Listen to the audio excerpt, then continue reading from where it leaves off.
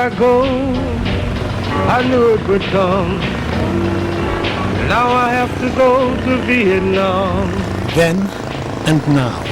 Lord, I pray that I make it. Now it's Ho Chi Minh City, teeming commercial hub of this emerging tiger economy. Now its streets are flooded with young people and their motorcycles. 70% of them born since 1975, with no memory of then. Then it was Saigon, war capital of the South, its streets dominated by the drab green of military vehicles and of troops in combat fatigues. 40 years ago, the American task force in Vietnam would soon be 500,000 strong. Now, the physical evidence of conflict has largely vanished, and young Vietnamese do not dwell on what is called the American War.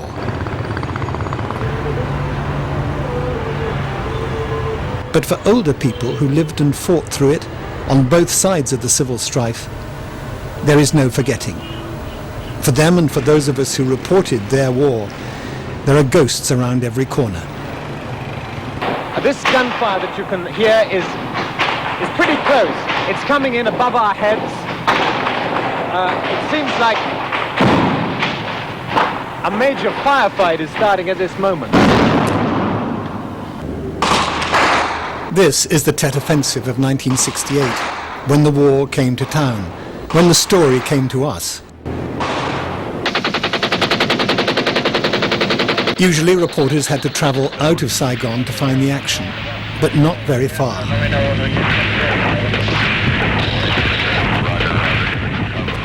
A couple of hours up the road towards the Cambodian border, just a few minutes by helicopter, was a fiercely contested region, where the main American fighting force was the 25th Infantry Division.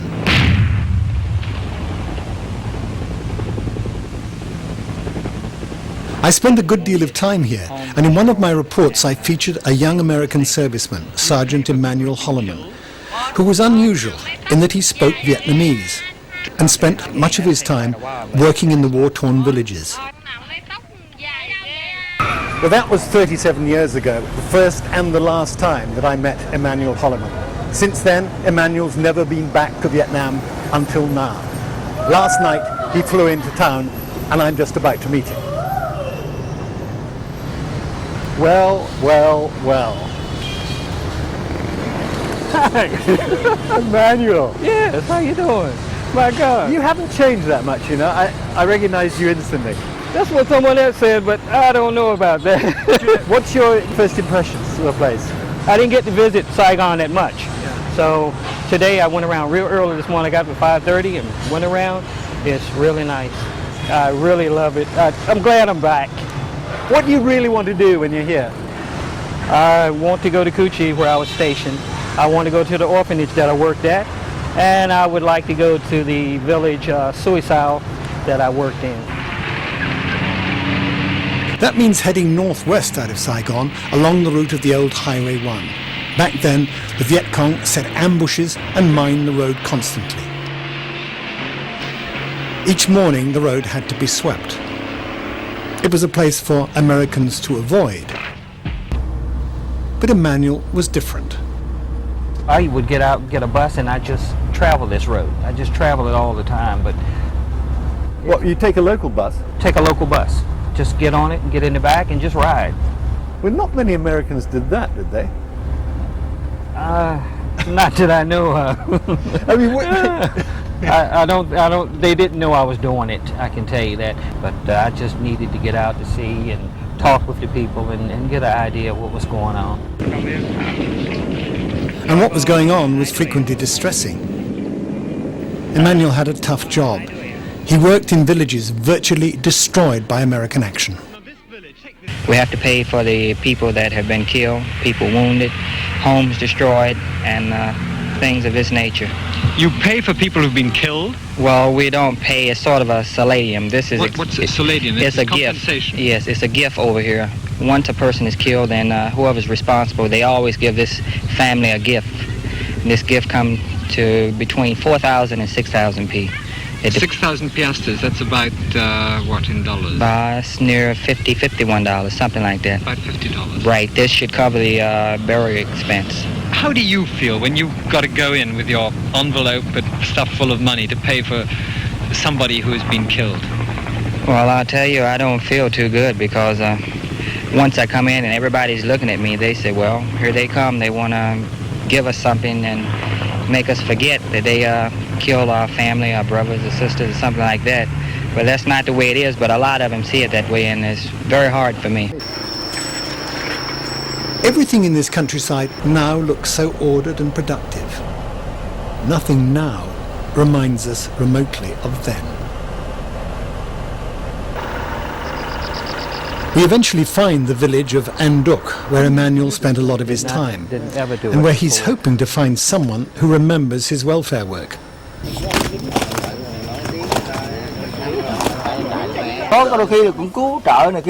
They did help us. They helped the villagers when their houses were burned. They cared for poor people. They helped a lot. Yes, that was me. The Americans? Yeah, that was... The Americans felt especially sorry for the little children back then. At the time when the Americans were here in the village, were there also Viet Cong here in the village as well? Were they living here, or did they visit the village? Usually they were mixed. The Americans and the Viet Cong were in the village at the same time. The Viet Cong didn't help us during the war. There was only resistance against the Americans, but no help. From what you know, if there were Viet Cong in the village, would the village people ever tell the Americans about it? We tell them no Viet Cong.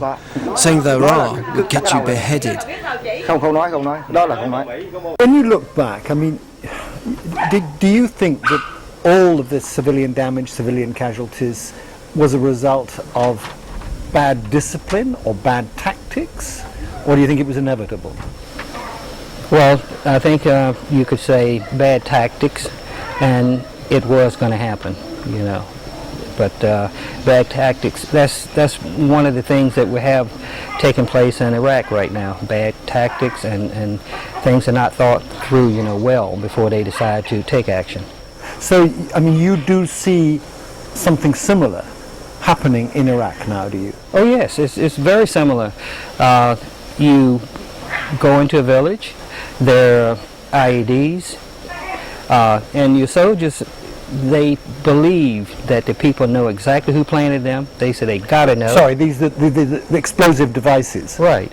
If you in turn around and say, you go to Americans, yes, I saw who did it, it was this person, that person.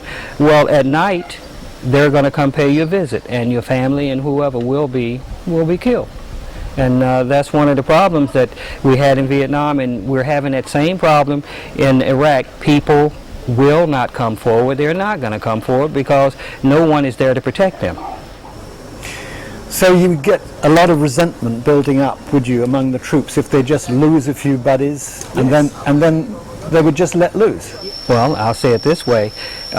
When you become angry and you get an opportunity to fire back, then you make sure you just do as much collateral damage as possible. Four. Up to 3 million Vietnamese military and civilians died in the war, many of them as a result of that grim euphemism, collateral damage, so frequently used today. The limes. So like There's all kinds of unfinished business in Vietnam. Emanuel has another special reason for coming back. In 1969, he married a Vietnamese woman in a local Buddhist ceremony. But despite all his efforts, he couldn't get American papers for her and have their relationship recognized. When he was called back to the United States at the end of the year, he had to leave his now pregnant wife behind. She bore him a son, but it was 12 months before he could return. once I got back here, then first thing I did was took a taxi to where she had lived. When I got there, talked to her, my son had died of asthma. I was asthmatic. When I was growing up, I was asthmatic real bad. And he had passed. And So you never saw your son? No, never got to see him. And this is a picture where I had my leg broken, and that was a picture of her and the baby that we had. The baby that you never met? Right, never met. One thing Emanuel and I have in common, we never knowingly mixed with the Viet Cong.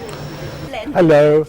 I'm Julian Pettifer. Julian. Yes, that's Julian. right. And this is my friend Emanuel. And he was in the American Armed Forces. And he was very keen to meet you. Ciao, bye. Tiu Ti Tao and her sister Tan were recruited by the Viet Cong when they were teenagers. In 1966, when I was only 13 years old, but I was already in the Viet Cong base. Were you? After a failed attempt to blow up the Saigon Central Police Station, the two sisters were imprisoned for 7 years and tortured by the South Vietnamese. The enemy is the foreigners who take our autonomy. Yeah. And so in that case, you're saying it was the Americans? Yeah. Right. Would you say that at that time you hated the Americans? Yes. You did. Not Americans in general, but only American aggressors. Right. So you hated the American government, Yes. but not the American people. It's right. Yeah, because I have a lot of American friends. You amaze me. You're so happy. I can't understand, after you spent all that time being brutalized and hurt, how can you be so joyful and so happy? And you don't look like you've been hurt, but I'm sure you have inside. Maybe you still feel it, but is it hard for you every day to get up and not think about it? By the appearance, I seem very happy. Yes. Yes, but the wound in our heart, because of what we were struggled, we have struggled for during the war. Now our people don't get it. Now the administrators, they give us a lot of worry. What is it worries you about the administration now? Corruption, graft-ridden. Graft, did you say? Yeah. Yeah. We worry always, all day long, all night long, about the justice, the social justice. Injustice is a product of all wars, even decades after they've ended. For the Vietnamese, the battle is still against unjust government, now their own. When you think about then and now, when you were in Vietnam all those years ago and now coming back, has your attitude towards the conflict changed? I don't think it's changed.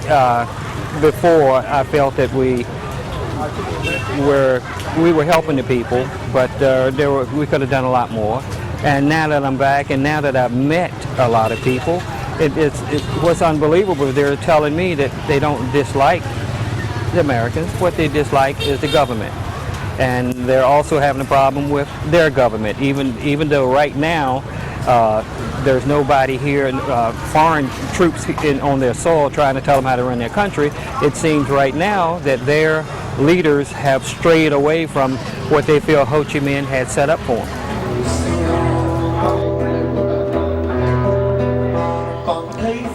As we're about to leave Vietnam, Emanuel discovers that his Vietnamese wife, who he had to leave behind in 1970, is still alive and well. He plans another trip here to find her. I have a great life, but still, in the back of my mind, I always wonder, did I screw up somebody's life over here, For one American, a small personal regret adds to the burden of the Vietnam War. To my surprise, the Vietnamese are very little burdened by what they call the American War. Rarely does one hear anything critical of the American people. But one never hears anything favourable about the American government and its foreign policy.